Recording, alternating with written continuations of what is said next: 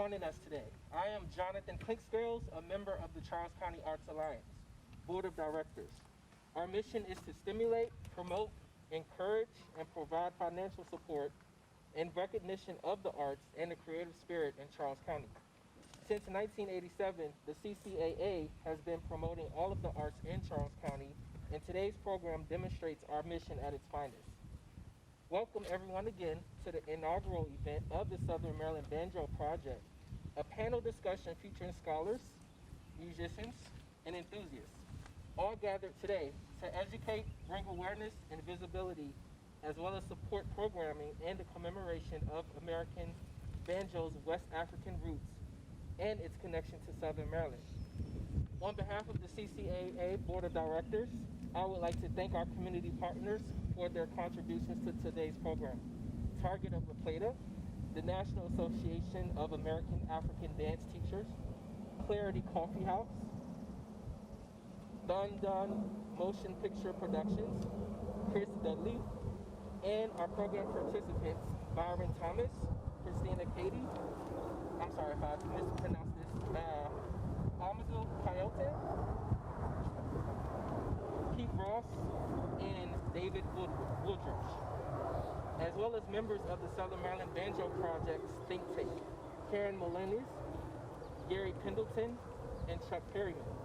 This program is supported and part of the Maryland State Arts Council. Visit them at maac.org. Today's pre-show music will be provided by Byron Thomas. Byron is a lifelong resident of Charles County.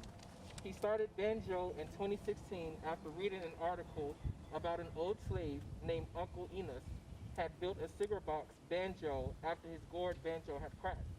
This set him on a journey to educate himself about the African American roots of the banjo and the musical styles in which it has existed, currently exists, and where it can go. And with that, I will let Byron take it over.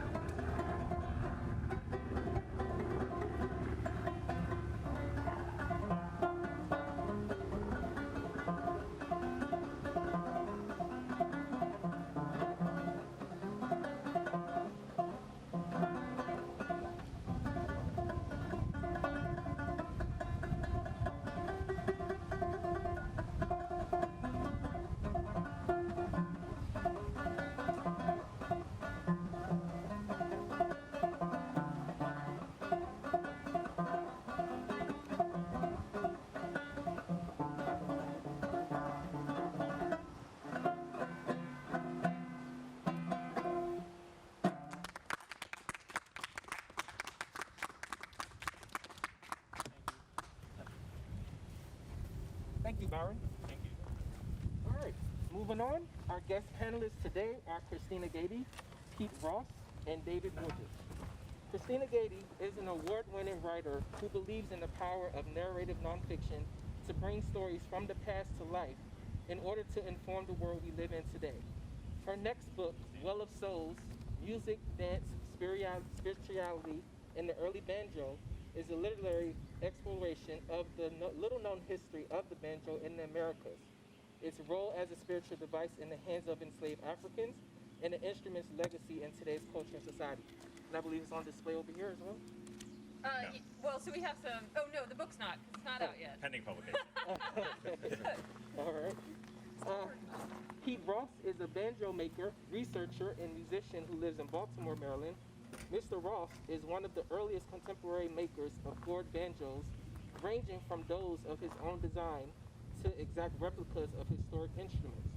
His reconstructions of 18th and 19th early century banjos have been featured internationally in museums, art galleries, movies, documentaries, and live performances.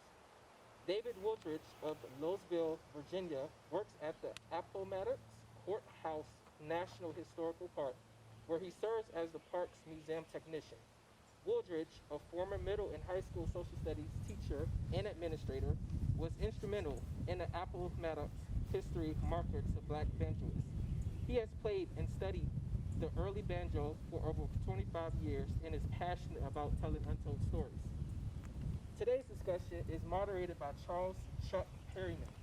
Chuck is a professor in the music department at the College of Southern Maryland, a composer and orchestrator. His original works draw upon his love for contemporary classical music, jazz, electronic music, and bluegrass. By combining elements from these diverse styles, Chuck strives to create new music that is both sonically attractive and musically rewarding. Thank you again to everybody for joining us today, and I will now turn it over our program to the capable hands of Mr. Perryman.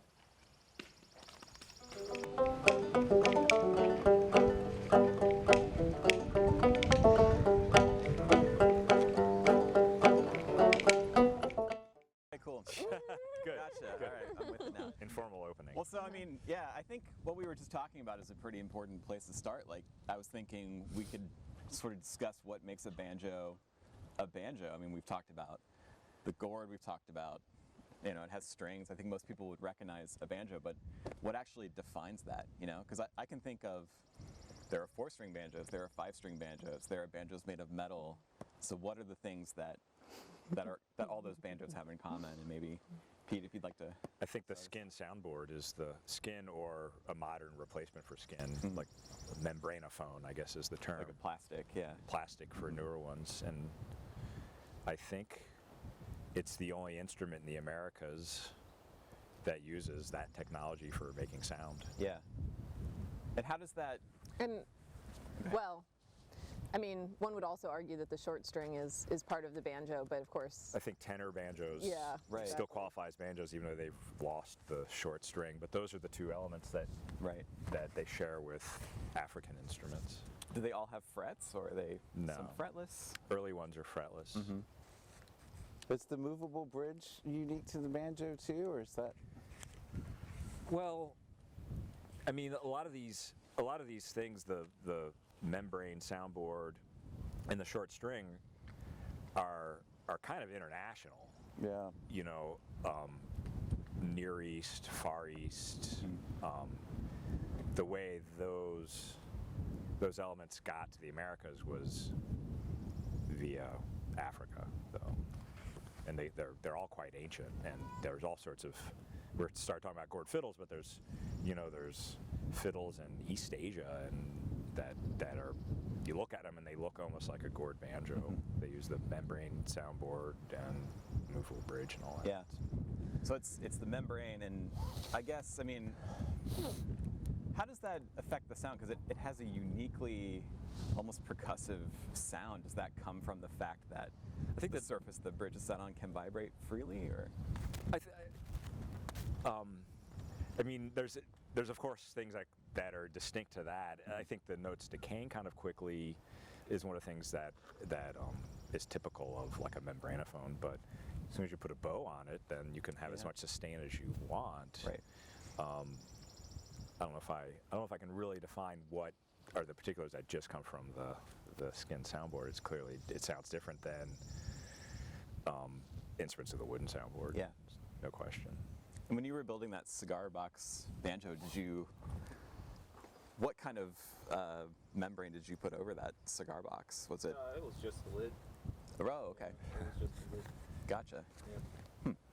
So I mean, it doesn't have the same banjo punch that it would get from having the stretch Right. hide or just the membrane. Gotcha. Okay, so like, it's some kind of resonating body, Right. sometimes made of found material like a cigar box or a Right. gourd. Sometimes it has some kind of membrane over it, and Yeah. then we have the movable bridge. Yeah, so those are all things that I think make a banjo what it is. And so I think, we think of the banjo primarily associated with Appalachian music. And for me, as a bluegrass banjo player, I think of the banjo as being picked by three fingers that have metal picks on them. Right. So is that the only way to play the banjo? I mean, we just saw Byron did it a completely different way. So could we talk a little bit about that, like the different ways of actually playing the instrument and the differences that make? And maybe Byron, you could talk about how you play. I would say that the downstroke is how it started. The claw hammer motion, as we call it now, but in the early tutors of the 1850s, they called it, striking the strings. Gotcha. So it was a downward motion, catching the thumb string or the high G string with your thumb, and then using that to facilitate rapid motion. Yeah. In order to play. However, with the other styles that exist in West Africa, there's also use of two-finger picking as well as three-finger picking. Right. It Gotcha. just wasn't roll-oriented in the very beginning. Yeah. When you play, do you use the nail? Yes. Okay. Gotcha. Cool. I think it's worth adding that what the method that Byron just described and he played with also seem to have come from West Africa, along with the construction Yeah. and the physical qualities we just talked about. Gotcha. Yeah. And I don't think there's a European technique for playing stringed instruments that involves striking down with the finger and up with the thumb. Yeah. Could be wrong, but I don't know of one. Yeah, that's really interesting.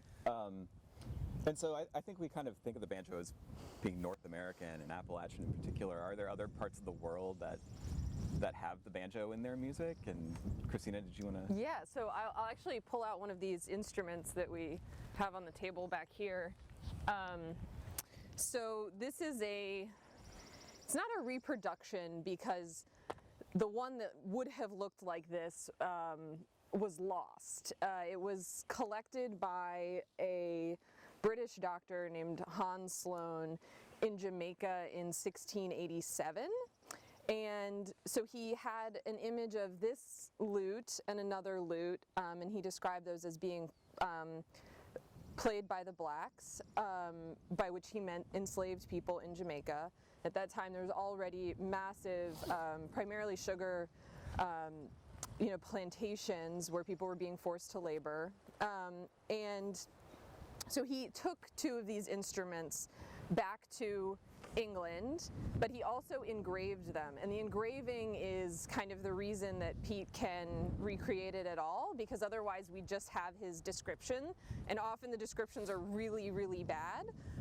They just say, like, it's made of a gourd, it has a skin head, and that could be anything from this to what David has over there to another instrument that's over here. So, the fact that it has a gourd body, a skin head, and a neck.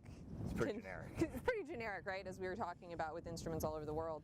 But so this is kind of what one of the earliest banjos that we know of would have looked like. Pete's taken a little bit of artistic liberty in making a two-dimensional object three-dimensional based on, a lot of research. And one of the interesting things is you continue to see gourd banjo traditions, then this earliest record, 1687, in the Caribbean, all the way until the 1860s with gourd bodies. I believe there's also one from 1940 that was kind of not very complete from Haiti. But the interesting thing is that in a lot of these Caribbean music traditions, Jamaican mento music, Haitian traditional music, Surinamese music, they have kind of readapted US and even Asian-made banjos to kind of serve their purposes. So we see that this one only has 3 strings and it has a short string. And in some Bahamian music from the Bahamas, they play like basically a resonator banjo that you would see for bluegrass. It's like a Korean mass-produced thing from the 70s or something. Yeah, yeah. Crazy. And then they take off 2 of the strings and then they capo it way up the neck. So they're basically using this kind of mass-produced industrial object to play, you know, their traditional music. Yeah. And then I think we also see an interesting phenomenon of kind of banjos coming back, and again, because they're so mass-produced, being used. There's an instrument in South Africa, it's called a ram key, and sometimes people will take banjos and basically kind of repurpose them to become the ram key. and so they play it in the ram key style and they tune it like a ram key, but it looks like a banjo. Cool. Yeah, I know there's a Turkish instrument too called cumbush or something like that, and it was invented in the early 20th century, and it's based on the banjo, what we think of as the banjo, and they use it to play their traditional music. And I think there's also a Brazilian kind of tiny banjo I've seen where they use it as kind of like a really percussive kind of sound. Yeah, we've actually, there's a, I mean, the beauty of the internet is you can find all of these things very easily. I have a So Brazilian friend who plays, it's Cool. like a small tenor. it's like a tenor or a uke, or, you know, but so very small and 4 strings, and plays with, you know, drums and singing, and serves melodic but also very percussive. Yeah. So the takeaway, I think, is that the banjo is not simply limited to Appalachia. It's No. the idea of the banjo is everywhere, and especially in the Western Hemisphere. Yeah. So maybe we could talk about the thing we've been sort of talking around is, you know, we think of this instrument, I think, as being associated with Appalachian music, and music, I think, primarily that's played by whites and Southern whites in particular. So what are the origins of the banjo? Does it, you know, we've mentioned it a couple times, but David, do you want to maybe talk about this, where the banjo comes from? Sure, I can a little, and my area of focus is really super local in Appomattox, but of course, you know, the ultimate answer is that this instrument came from Western Africa and places earlier than that. But it's been, and I don't want to jump into the philosophy and everything else, but that's where I am, so here we go. Go for it. You know, I work at Appomattox Courthouse National Historical Park, which is the place where Robert E. Lee surrendered to General Grant, which got the ball rolling with the beginning of the end of the American Civil War, and where, in one way, shape, or form, more than any of the other battlefield sites, emancipation of immediately the 4,600 enslaved men, women, and children that were living in that area occurred. And the park has been a national park since 1937, and when I started working there, and the next year, 1996, is the first time that we ever actually, the birthplace of Joel Sweeney, this white banjo player that took this instrument out and took it all throughout the United States and to the British Isles and made it famous, but he learned at the feet of most likely enslaved folks there. And I gave the first banjo talk, Ranger talk, talking about the history of the banjo, and I said in 1996 to a group of public visitors to a national park, the banjo came from Africa. And there was this old timer that looked at me, threw his hands up in the air, and walked away. Great. So, you know, he was, he didn't know it, but he was emblematic of a whole, like, you know, thing. And so it did. And, you know, we know this. Yeah. We know it. We know it. Yeah. There's all the documentary evidence that this instrument came from places long before there was an Americas. Yeah. And maybe, Peter, Christina, if you want to talk about the early sightings of the banjo, how we know, you know, that it came from Africa, that it was associated with slaves. How do we know that? I mean, the simplest answer we can elaborate is just every account of the banjo starting in the late 17th century, right through the beginning of the 20th century, it's most strongly associated with people of African descent. And before it was sort of commodified as an instrument, with the birth of minstrelsy that David was just talking about, it's seen as just a straight up cultural artifact from Africa. Yeah. And every time it's written about, that's all that's said about it. You know? Yeah. And that being the case, you look at one of the reasons that it appears very early in the Caribbean is because that was, a place where slavery was being, implemented very early. And then, the next place that it kind of arrives in the Americas is here in the Chesapeake. This land was very good for growing tobacco. Tobacco was a commodity that the Europeans wanted. Tobacco is incredibly labor intensive. Basically, you need to be working in a tobacco field 365 days a year. It's also like a pretty disgusting, the leaves have tar on them, it's very sticky, it's not pleasant.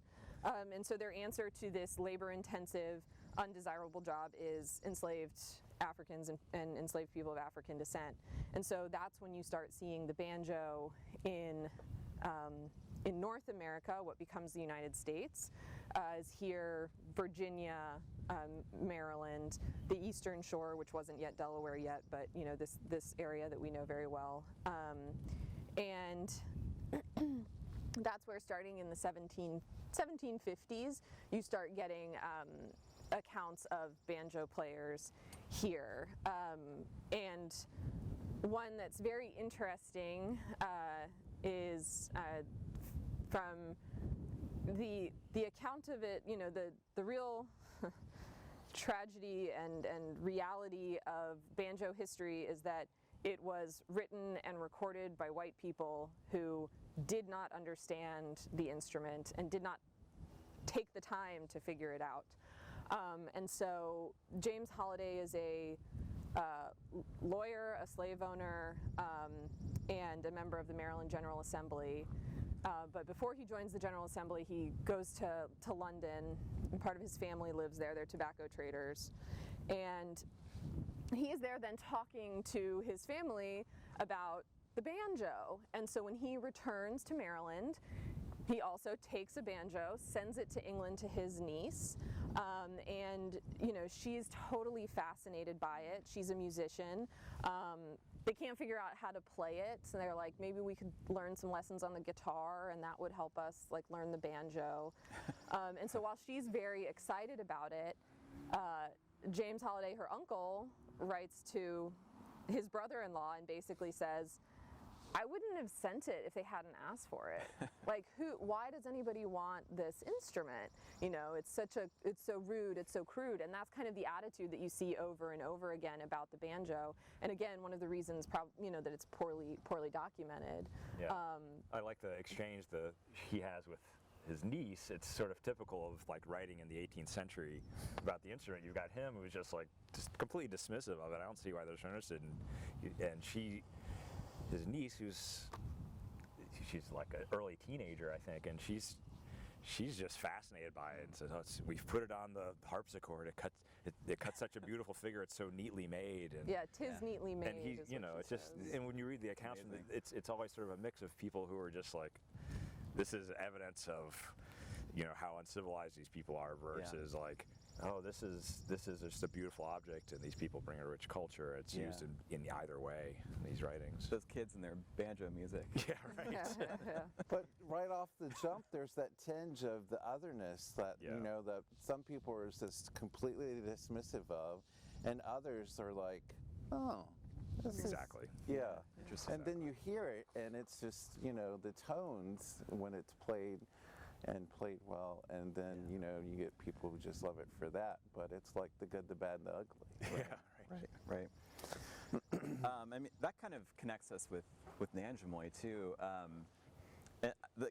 There's an account by someone named Nicholas Cresswell, and I think he was on a journey I can't remember the details, but it was in the 1770s, and one of the things he talks about is, I think, a barbecue or something that he was brought to. It was all slaves, and I think he was brought by someone who was on the journey with him, and he mentions the banjo being played, and it's the same kind of description you're talking about. It's just like very, just like, that's what they're playing, and it sounds crazy, you know. Yeah. I don't really want to have anything to do with it, but you know. And I think maybe that's like a problem in the scholarship too, is like they don't really take the time to describe Right. what the actual sound is or like how it was played. So we kind of get that. There's a little bit of a hole there. Yeah, there's It was a huge hole. There's Yeah. I mean, because it's a mix of people who are fascinated, people who are dismissive, Yeah. and none of them, even the people who are appreciative of the instrument and the music, none of them are really scholars. Yeah. And you know, this is a world before there are folklorists. Right. So we get some information out, but it's just bits and pieces Right. that we sort of have to reassemble as best Yeah. we can. And so I've always kind of wondered this: how does the instrument physically arrive in this area? Is it actually brought on a slave ship, or is it the idea of the instrument? We don't think so. Well, so there is no banjo in Africa. The first accounts of it are in the Americas, and it's a really interesting instrument because it is a combination of different, you know, obviously Africa is an entire continent. People were brought from, you know, as far west as Western Africa, Senegal, Senegambia, and all the way around Central Africa, Bight of Benin, all the way down into what's today Congo and Angola, and then also from Madagascar and points in East Africa, Mozambique. And all of these places have lute traditions that, you know, kind of were forced to combine and become something new in the Americas. And that's one of, you know, the reasons it really is an African American instrument, that it's kind of this blend. It has, you know, playing techniques, as Byron was talking about, from West African players. And a lot of times people say, oh, well, like the flat fingerboard, that comes from guitars. Well, in Mozambique and Madagascar, you have lots of instruments with flat fingerboards. So it doesn't have to be that it's a European influence there. And so, again, how did it specifically get to This region, you know, in addition to having enslaved people arrive directly from Africa, there's also very much inter-American slave trade going on. So you had people being bought in the Caribbean and then sold in this region, and so it could have also come that way. Yeah, you know? interesting. Yeah. Yeah, the earliest images of the banjo from the late 17th century, it's already significantly different from the instruments we know from Africa. Right. So there was this.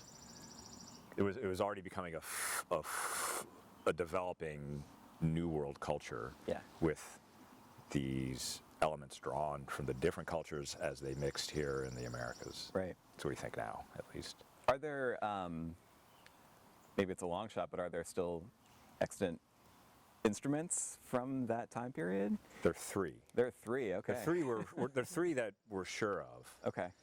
And there are two that were collected in Suriname in South America. Wow.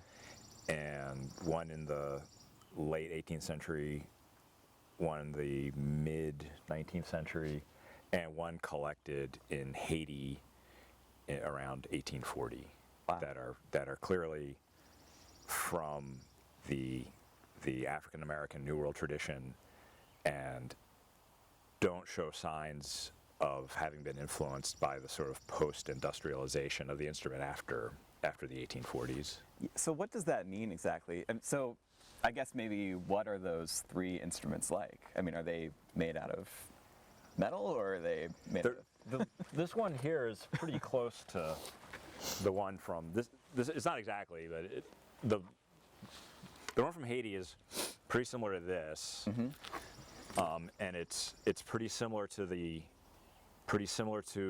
banjo in the painting, the Old Plantation, known as the Old Plantation. It was made in South Carolina around 1780s. Is that the watercolor? The watercolor? Yeah. Yeah. Okay. Yeah. And it's also pretty close to the image of that Sloane made in Jamaica in the late 1600s. So it shows a pretty long-standing New World tradition, through a pretty wide space. And some of that is probably because of what Christine was saying about this sort of, there was a slave trade within the Americas, and the culture spread that way as well. And so, I guess to describe it physically, it's basically, it's a bottle gourd. The neck is cut off. What we call the neck of the gourd is cut off. Where it would attach to a vine. This is where the vine would have come out. The one of the sides of the gourd is cut off, and that's where the skin soundboard goes. Gotcha. And then the neck enters through this, through where the neck had been. The neck of the gourd comes out the back. This one's a little modified. In the original ones, it would have gone right through the center here of this neck opening and come out the little dimple back here, which was at the far end where the blossom had been on the gourd.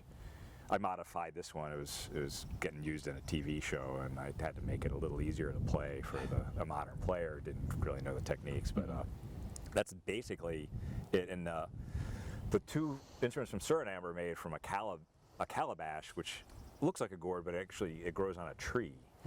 But it's really hard. It's the size of like small cantaloupe, big. So it's like a little soccer ball or something like that. Yeah, like a very large grapefruit, kind of small cantaloupe sized, and but it's also sort of it doesn't have a neck like this, but it follows the same pattern of entering through where the vine had attached and coming out the dimple at the bottom, and the necks on those is really narrow, and the string goes in the side, the short string, and they both have really ornate carved, almost a fiddle style peg head, except with a box and the pegs entering through the side, with highly decorated peg heads on those. Could you give us an idea of what that sounds like?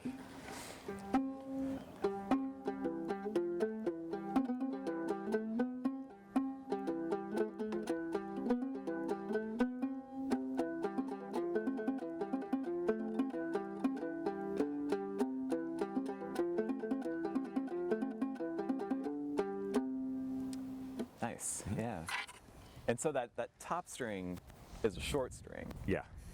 And we should say that all three of them also have flat finger boards. Yeah. And they all have 3 long strings and 1 short string. Yeah, Gotcha. that seems to be the most common layout at the time for Interesting. strings. Yeah. Yeah, wow. So I guess, what do we know about the banjo's sort of ancestry or connection with instruments that are from West Africa? And are there any problems with, comparing current instruments that exist today with instruments that we're trying to discover that don't exist anymore? I mean, I find that problematic. Yeah. Because culture has had several hundred years to change in Africa, just like it has here. Yeah. And that's the main thing. And none of them are a perfect match. Everybody wants to find sort of like the banjo of Africa. The smoking banjo. Yeah. Culture doesn't work that way. Right, And yeah. people don't work that way. Yeah. And culture changes under different circumstances. Right, yeah. And a lot of the research has been done in the kind of what's the Senegambian region, and there you do get a lot of one that's brought up often, which is the work of a friend of ours named Ulf Jagfors and his friend Daniel Jata, that the accounting, has a very, the playing technique. It's almost identical to what Byron was describing in terms of claw hammer. And that instrument is played as a folk instrument, so anyone can play it. There's also a lot of lute traditions that come from what are often called griots, and so they are families who are kind of musician families, and you have to be like a part of, caste. yeah, you have to be part of that tradition to play the instruments, and those are also, you know, they can have a gourd body, they can also have a carved wooden body, but they have the skin soundboard. But one of the main differences of all of those instruments is that their necks, instead of being flat like this, are basically rounded, you know, dowels, or pieces of wood, and Bamboo. Or bamboo. or bamboo, yeah. And so they have a, you know, a different construction, and don't have these tuning pegs. They have tuning rings instead. So they, you know, functionally, at least, you know, for the last, you know, they started kind of. We have accounts of those instruments very detailed, starting kind of like in the 1800s, early 1800s, and so from at least then to now, Consistently the same. consistently the same. I don't know if Christine wants to talk about, but she's found accounts in working on her book of people actively destroying banjos. Oh, banjos were destroyed all the time. Wow. They were destroyed all the time. It's a common theme, and I think it's really representative of you know, African American cultural history in the United States, of just, you know, destruction of it, and then kind of, again, coming back to David saying in 1997, you know, the banjo is African, has African origins, and somebody being, you know, really upset by that, and that's kind of just, you know, the whitewashing of, okay, we'll co-opt this instrument, we'll take it over, and then we can ignore this earlier history. Yeah, and I mean, that's, I guess the next phase of this discussion is how did that instrument that's made out of gourd and natural materials kind of become what we think of today as the banjo, being made out of metal and brackets and plastic. And so I guess, not sure who to direct this to. We all probably have some thoughts about this, but what's kind of the beginning of that transformation from it being maybe David? I think David Yeah. could talk a Do you wanna little talk bit more about about. Yeah, Joel Sweeney's a good culprit for that. You know. Maybe culprit isn't the right word, but maybe it is. Yeah, Can you kind of tell us who that is? Yeah. Sure. So, Appomattox County, if you don't know, is sort of right in the Piedmont of Virginia. It's tobacco country too. And around about 1810, there was this young kid that was born to a not so wealthy white family there, and supposedly by the time he was a teen, he was going out. He was known to be very musical. He was going out to the quarters of enslaved folks that lived near him and learned to play this instrument, and sort of fell in love with it and tried to make a go of playing it for money. And he started out playing at the taverns around the area for visitors along the Stagecoach Road. And he made some modifications. We don't really know what those are. There's a banjo that is attributed to Joel Sweeney that's in a museum in Los Angeles. It's not made by him.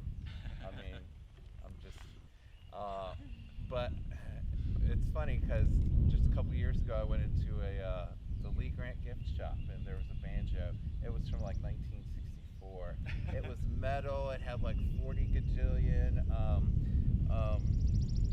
Help me out, guys. What are these things? Brackets. Yes. Yeah, gotcha. I mean, and the guy's like, "Oh yeah, that came from the Sweeney family." Like, so any banjo within like a 50-mile radius belonged to Joel Sweeney, and that's kind of the thing, you know, the form of the banjo, the origins of the banjo, they go through this sieve or this filter, you know, and so he got popular because people loved the banjo. It was novel. It was different. You know, he was really popular in urban areas, and I don't think that's by accident. I mean, you've got the Industrial Revolution really kicking off in the 1820s, 30s, 40s in America. You've got already this like immediate need for nostalgia, all the way things used to be back when times were simpler. You know, even if folks hadn't grown up near black folks who were playing the banjo or down on the old plantation, you know, it was a nostalgia for a time that, you know, things were simpler. Right. And I think that's part of it with this novel banjo coming out. And very quickly, I think, you see this attempt to commodify it, to turn it into, especially with the Industrial Revolution, making it by machine, making it standardized, you know, getting the story down. This is the origin story. This is where it came from. And very quickly, the story of its African roots, its African origins, and its original look, you know, is very quickly changed. Yeah. And even the style of playing that we were talking about, you know, the early banjo style or the stroke style, you know, and there's this attempt to start playing all kinds of music in a different style because that's too passe, you know. Yeah. It's that old-timey by then. So, and then you have the minstrel show, which is the popular entertainment of the day, and caricaturization doesn't even begin to cover, you know, what they do to the image of Africans and people of African descent in this country, and the banjo just fits right on in. You know, and then you get even the minstrel line gets standardized. You know, tambourine player, bones player, fiddle player, banjo player, interlocutor, and this is all within just a couple of decades. Yeah. And then, as if that wasn't enough of like a hodgepodge, you get the American Civil War, and you know there are Brady photographs replete of banjo players, white and black, and Civil War units and Army units, North and South, you know. So that's part of what's happening. I mean, I would love to have maybe a quick talk, if we could, about exactly what minstrelsy is and why it's important to the discussion of the banjo. Don't know who wants to field that big question, but it's a tough subject to broach, really but is. it's the first American pop music craze, and involves white people putting on blackface and lampooning black people. Right. And it's hard to understand today why this is popular. I can't begin to explain it, but it was, and it really starts taking off in the 1820s, and is a full-blown phenomenon by the 1840s, where you have minstrel troops, you know, performing for Queen Victoria in England. And the first printed, well, it's not really the first, but one of the first minstrel tunes that really takes off is Coal Black Rose in the late 1820s. The opening, I'm not going to recite the lyrics for obvious reasons, but the opening line is about the banjo, and the banjo is throughout the tune. And also an account of a white person, the first account of a white person definitely clearly playing a banjo. He is from the same time, and he's playing Coal Black Rose. And the banjo quickly, owing to Sweeney's introduction of it to blackface performance, becomes another prop of derision towards black culture at that point. And it just takes off. There's suddenly a demand for banjos, and it suddenly, we cannot, you almost can't capture how widespread and pervasive blackface minstrelsy was in 19th century culture. Yeah. Like the echoes are still in our culture today, all over the place. It was so pervasive. Yep. And with that came also the dissemination of the banjo. Right. And going back to what David was saying earlier of these, like, this duality of derision but interest, like, that is kind of what typifies a lot of the minstrel show. You know, there's an account in Frederick Douglass's newspaper of him going to go see a blackface minstrel show where all of the musicians are black. So they are black in blackface, like pretending to be white, pretending to be black, and he's basically like they're not good musicians. This is awful. Why? And then he asks at the end, why, reader, do you think kind of that I would go and see this? Mind you, somebody who was enslaved in Maryland, why would I go and see this? And it's because in hopes that maybe one day, you know, white people can see black people on stage and be okay with it. And so it is this just like completely enormous phenomenon akin to kind of the electric guitar and rock and roll everywhere, very pervasive, but I think has it lasted that. a lot longer than we think, too. Yeah, I mean, it's didn't true. it last till the early 20th century, maybe the mid 20th century? At least to the mid 20th century. It's crazy to think. As a like as something you would buy tickets and go see a professional performance of Yeah. right up to World War II almost. Wow. And then in sort of private performances like Elks Clubs, church fundraisers, and stuff like that, right to the beginning of the Civil Rights era, really. There were still minstrel shows at high schools in and around Lynchburg, which is just outside Appomattox Courthouse, into the 1980s. There's a volunteer at our park whose dad grew up 3 miles away from the park who was in a minstrel show when he was a kid in his elementary school, in between where Joel Sweeney grew up and the plantation where he most likely learned how to play. We're talking 1950s, so the past ain't so past. So fast, yeah, right. And I think that also speaks to the fact that this transmission wasn't one way, right? I mean, it's not like the banjo comes to North America and stays here. It also goes other places. to remind everyone, you know, so in like 1695, there's 2 banjos in London. By the time Sir Hans Sloane has died, he's actually gotten a collector in Virginia to send him another one. So he had people collecting things for him all over the world. By the way, his collection becomes the British Museum, if I didn't mention that. And They lost the banjos. They lost all 3 banjos. But so, you know, there's this point in, and they entered, you know, Sloane's Cabinet of Curiosities, as it was called. One of the Surinamese instruments was in that Cabinet of Curiosities that this guy, his name's John Stedman, set up. So you have those 3, 4. Oh, and then you have the banjo that James Holliday sent. So by like 1770, in public collections, you could have gone and saw, you know, 4 banjos, which is in England, right, in London, which is not how it was in the United States. There weren't people that were collecting them, you know, for kind of curiosity reasons to put out. Yeah.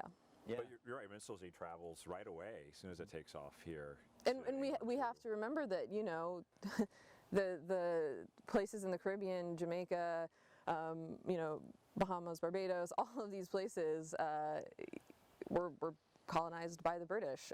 So they have their own, you know, relationship to enslavement and slavery and the slave trade. So for them to connect to the minstrel show is not surprising at all when you think of that global kind of context. Right. I think as problematic, I guess, as minstrelsy is, it's still really important to the discussion because my understanding is is that the primary way that the banjo was taught to whites, or in the repertoire and the music we still, you know, we go. It's still part of what we think of as vernacular white music is actually commercially produced music for the minstrel show. It's not the totality of it. Yeah. I think the explosion of interest in the banjo that led to many more white people taking up the instrument is because of minstrelsy.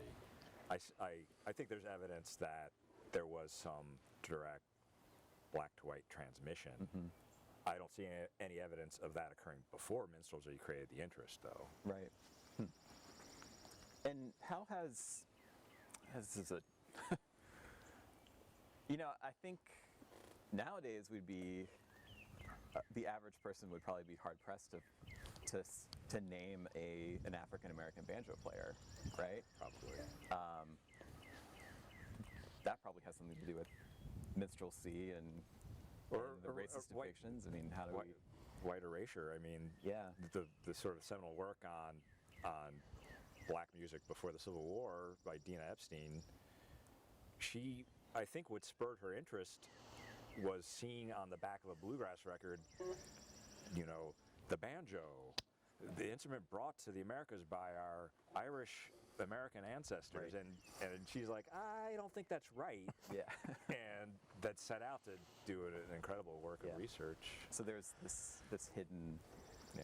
sometimes deliberately. And that book was published in 1977. Right. We should say she started working on it in 1952 and didn't publish it until I think 77. But it's an incredible book of you know It's a page of, turner for sure. and research that she put into it.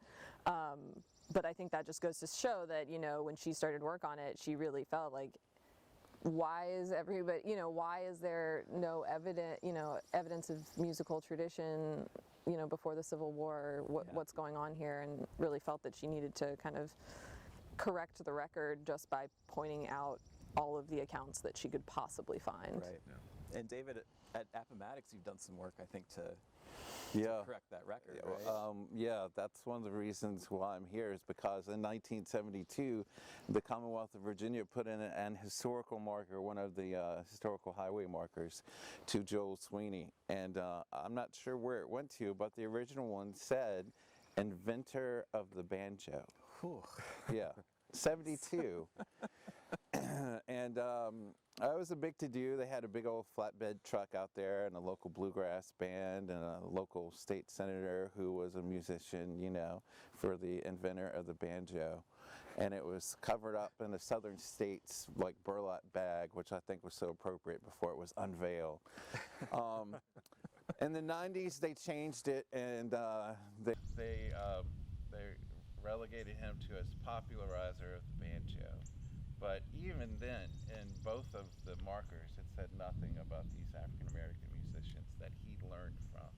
And even Sweeney, I don't know of an account, he had ample opportunity.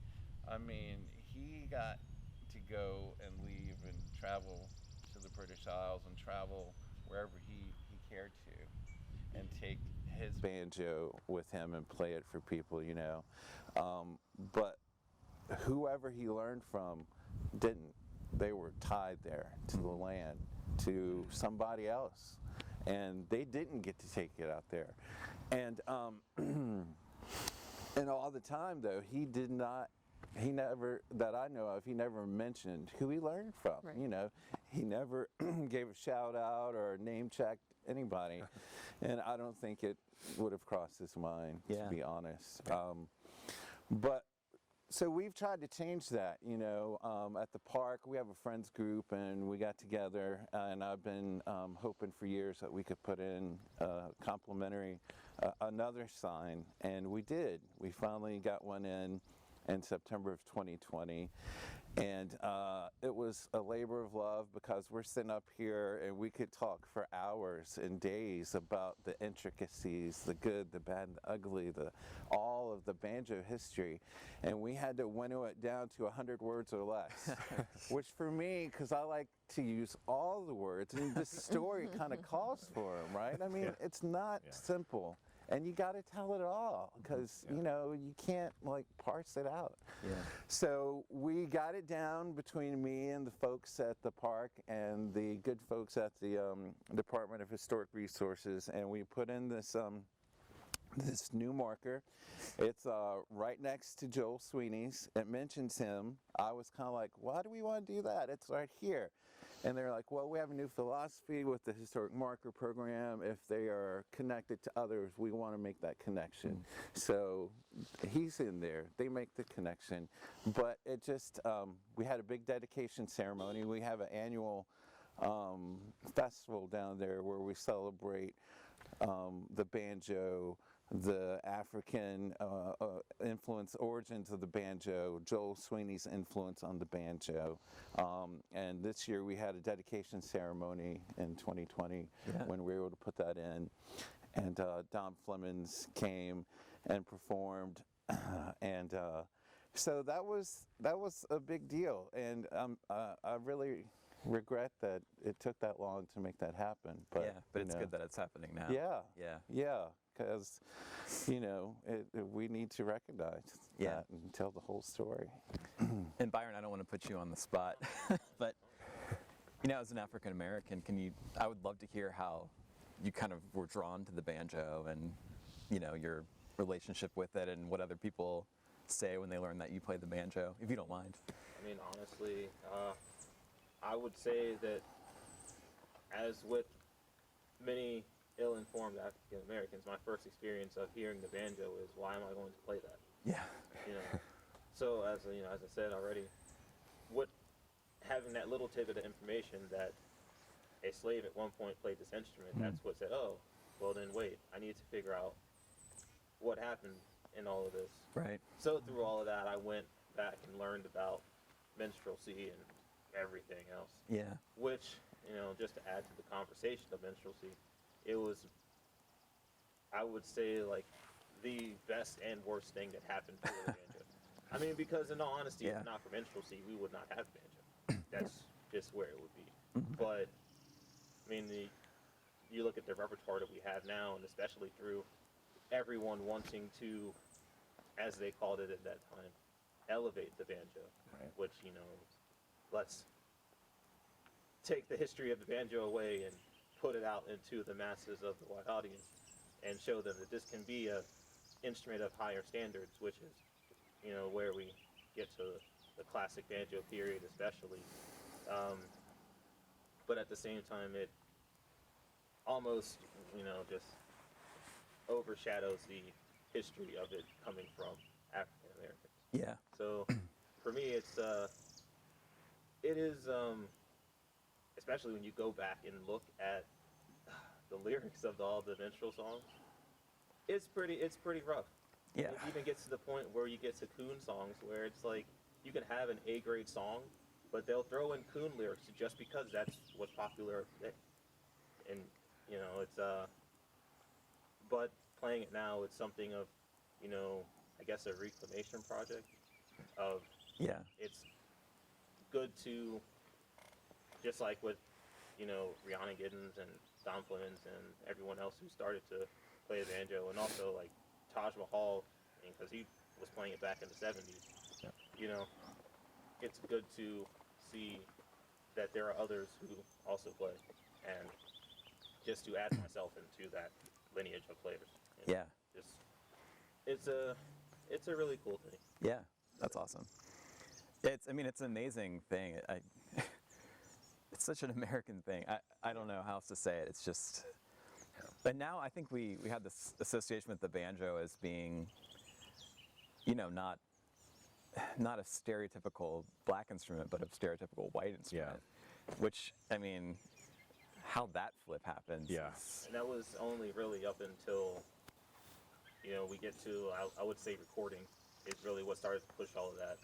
Because before then you had plenty of paintings, plenty of pictures that said black people clearly play this instrument. And of course with all the historical texts before that, it says this is their instrument. Mm-hmm. But,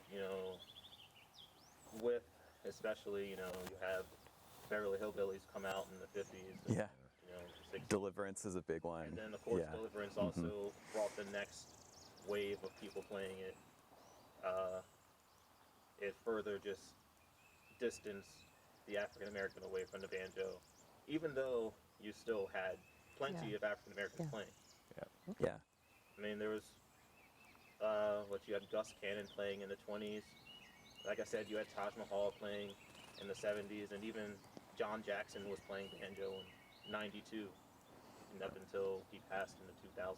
Yeah. So there was still plenty of representation in a sense, but that's not what was put out to us. Right. Yeah.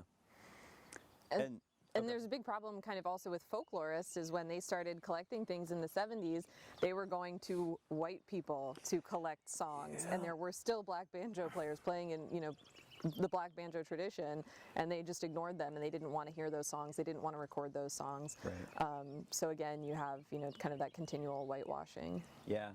And maybe that, we're coming up on the hour here that I wanted to spend on the panel. I do want to do a Q&A, but maybe the last question can kind of be along those lines and we've sort of addressed it a little bit, but why is it important to expose these African American roots of this instrument? And how should we do it? And I think it's important, but if you had to tell somebody why you're doing the work that you do, what would you tell them? Yeah, Maybe we could start. No big. I think I touched on it earlier, which is I think it's really the banjo to me is very representative of a unique problem that we have in United States history, which is kind of denying and pretending like things didn't happen. And if we don't talk about it, then we don't have to admit it. And so when you talk about the banjo, you have to talk about slavery, brutality, oppression, and people don't want to talk about that. So it's easier if we just don't know that history. It's really representative of African American history being distorted, willfully forgotten, just scooted under the rug, whatever you want to say.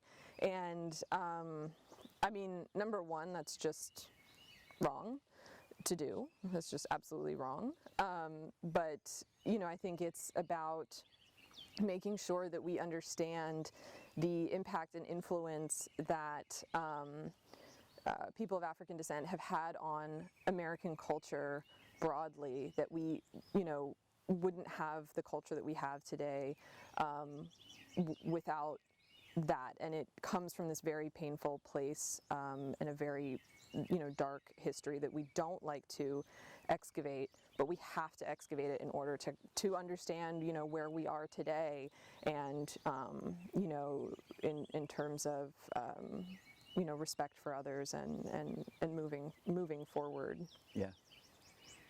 Pete? I don't think I can say it better than that. But that was really good. I agree wholeheartedly with that. But the only thing I would add is that, and this is what makes it complicated, or not in the same difficult way that Christine was talking about, but that it's hard to explain how central to our culture and our cultural identity the banjo is, regardless of your race, because it's there at the origin of our popular culture as a uniquely American thing. And the banjo is not a footnote, neither it's central, as is the African American source of the instrument in that place in our culture. It's not a footnote either. It's not an interesting thing off to the side. It's right at the heart, and it's such a great tool for understanding how that culture has traveled over time. Yeah, I agree with you. David? What Christina said. And Pete, but I was going to say some of the same things. It's a tool, and it's like, you can understand, and you should understand if you dig into it some, just how integral, like Pete was saying, this is to the American story, which is the story of all of us. I work at a public history park, and we, being a Civil War site of emancipation realized and promised, we have to deal with all of that.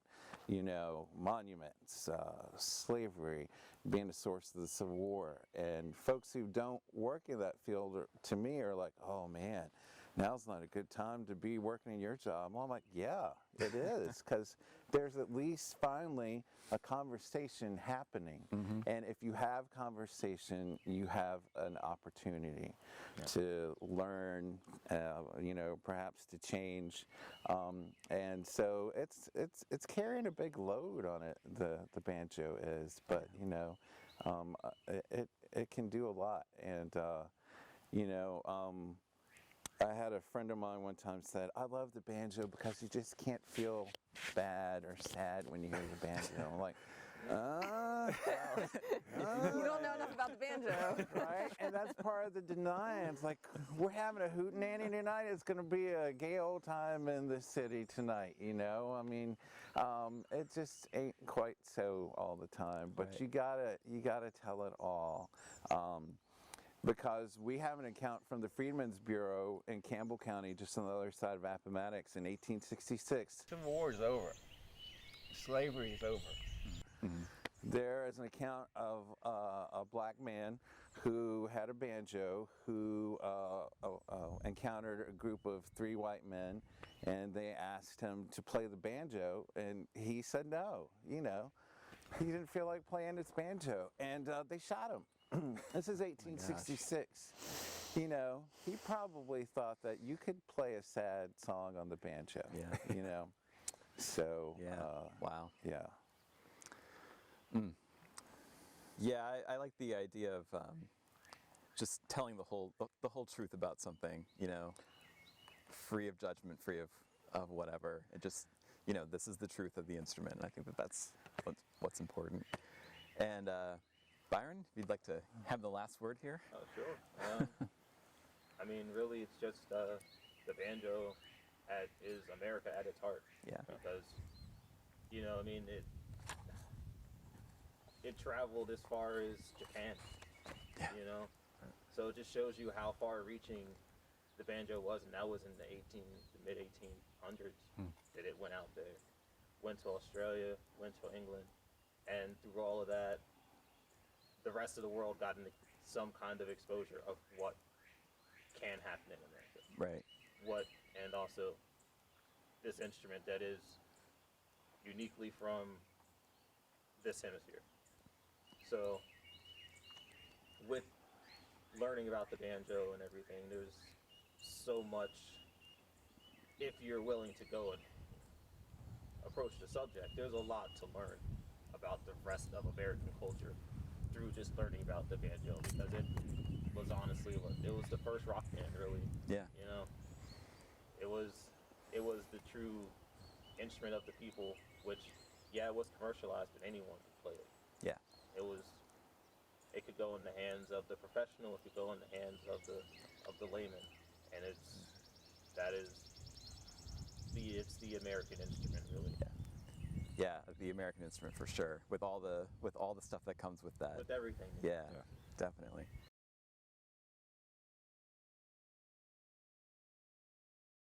I did want to open up the panel to some questions if you have them, and I think what I'll do is if you could kind of shout out your question, I'll repeat it so that or maybe if we have the boom, could the boom pick it up, you think? Okay, we can try it. So, yeah, go ahead.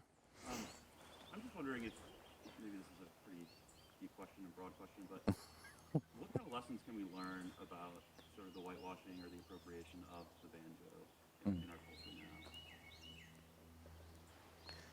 now? Don't do it. You lose a lot. I mean, you know, for all of the years that this has been going on, you know, there's been so much knowledge and, you know, so much culture that we could still be, you know, encapsulating in where we are now and what we're doing.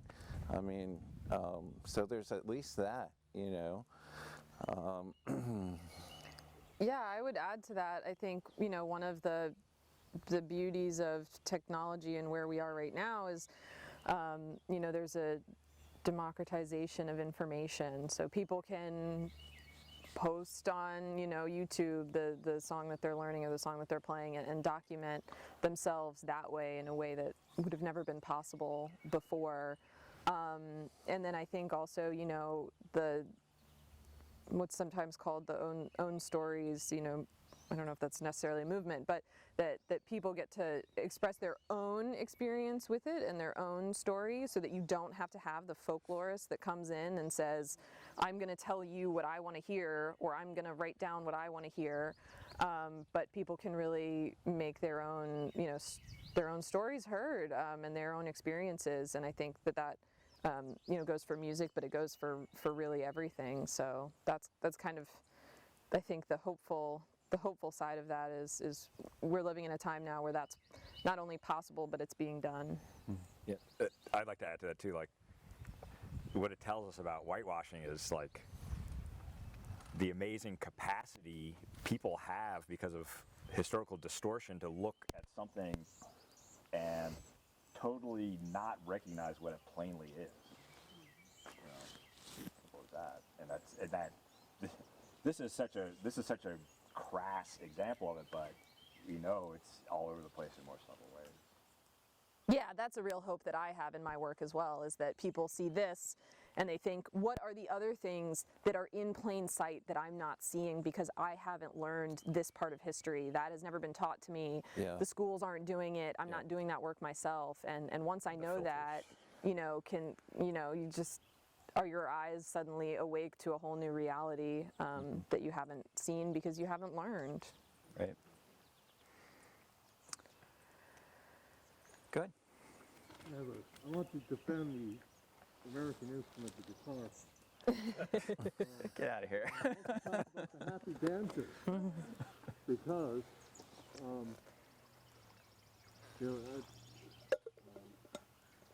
Pete Seeger wrote something on his banjo that came from the American instrument, the guitar, which said, this machine kills fascists, right? Which is an important message right now. However, Pete Seeger's happy banjo took that message and said, this machine surrounds hate with love, going around the banjo, and forces it to surrender. Right? And that reconciliation message is also important, I think. And nobody mentioned Pete Seeger, but everybody raise your hand. Have you ever heard of him? Yes. Okay. So there's another banjo, American banjo influence that I think we should be taking to heart as well. Yeah, I mean, obviously we all know who Pete Seeger is, but the idea I think we're all trying to put forth is that we're trying to talk about the hidden figures. I hate to even say that. Sorry. The hidden people behind, the people that everybody doesn't know, I think. And I think that's kind of what is behind all the work that you're all doing. So. Right, but he sees the potential there for reconciliation and coming together. Yeah, absolutely. Well, and I think that brings us back to, I mean, if the banjo didn't sound good to people, we wouldn't be talking about it. So that's really where it starts, Compelling music. Yes, yeah. The sound is, and what it does to people is where it begins. And so, I mean, like my buddy, I mean, yeah, you can play happy banjo music, but you can use it to play whatever song you're feeling. Right. Yeah. Any other questions? Sir? So, I understand there's a lot of different styles of playing the banjo. You have claw hammers. I'm kind of wondering, throughout the early history of the banjo, is there a time or a place of its changing hands where the predominant style of playing the banjo changes? I would say around like the start of the 20th century, stroke style fell out of favor, and for a three-finger style, which is more associated with classic banjo, before you get to the bluegrass style of doing rolls, there was a period where they started writing music that was very demanding. So if you go back and you could listen to someone like Fred Van Epps or Bess Austin, were like very high in demand in the early 20th century, that's when you had a lot less clawhammer or stroke style oriented stuff, and it started going to just using fingers. Of course, in the folk world, I mean, there was still clawhammer stuff, as we can still see. I mean, it still exists. But in recording, you're going to find a lot of finger style banjo, and it was more so to get guitarists into banjo. It was called guitar style. So there were a lot of guitar players that were switching over to banjo because that's where the money was at that point. So, I mean, even Twain said, smash your piano and get yourself a banjo, because that's where the money was. And is the lineage of the three-finger style, is it from classical guitar, or is it from another source? It's more from classical guitar, and then it got adopted to banjo, but it works really well on banjo. Yeah. Yeah. So, Where it first starts appearing in the written history, they call it, like you said, guitar style, like Yeah. going back to right after the Civil War. Interesting. There's an account of a pretty detailed account of a black banjo player from 1850, and he's using already then an unusual tuning that we know from vernacular folk sources, and he's using two-finger uppicking. Oh. So it was around, but just like some of the early evidence of the instrument is scant, some of the playing, the songs and playing is scant. So we're left only with, early on, again, an era before they're folklorists, we have what the minstrel show guys documented in early banjo primers. And we can see a shift from clawhammer, shifting over to the guitar style, to the point by the early 20th century, none of the professional players are doing clawhammer at all anymore. But it lives on in folk. Yeah. But by then we also have people playing with a pick, and going back to the sort of internationalization of the instrument, it's going all over the place by then. But at the sort of time where bluegrass players started playing with finger picks, Earl Scruggs was on stage with guys who were still playing old-time clawhammer. There's sort of two worlds overlapping and mixing and stuff at that point. Right.